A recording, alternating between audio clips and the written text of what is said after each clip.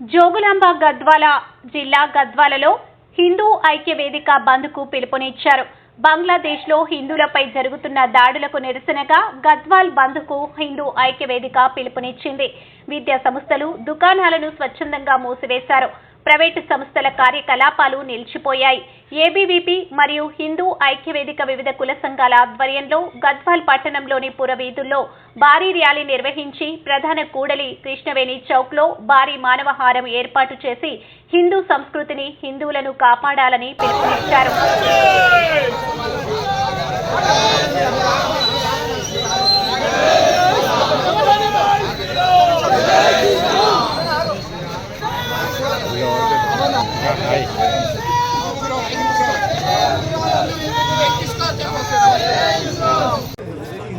అందరూ కూడా శుభాభినందనలు. లేబరా సోదర భారత పౌరుడ నవ సమాజ నిర్మాణం కొనసాగుతుందిరా, ప్రతి మదిలో నవోదయం వెలిగించవలెను. హైందవ చైతన్యమే భారత సంక్షేమం, భారత సంక్షేమమే విశ్వ కళ్యాణం. ఈ రోజు మన గద్వాల పట్టణంలో పార్టీలకు అతీతంగా మనమంతా హిందువులం, దేశ బంధువులం. ఇక్కడ పుట్టినాం, ఇక్కడ పెరిగినాం, ఇక్కడ చదువుకుంటున్నాం. కానీ మనం భారతదేశం, ఇందాక మన జగదీశ్వర్ రెడ్డి గారు ఎంతో మన ఉన్నటువంటి వాళ్ళు తెలియజేసినారు. ఈ రోజు మనకు ఐక్యత లేకపోతే రాబోయే రోజుల్లో అతి పెద్ద ప్రమాదం ముంచుకొస్తుంది. జాగ్రత్త జాగ్రత్త జాగ్రత్త. ఎందుకంటే ఈ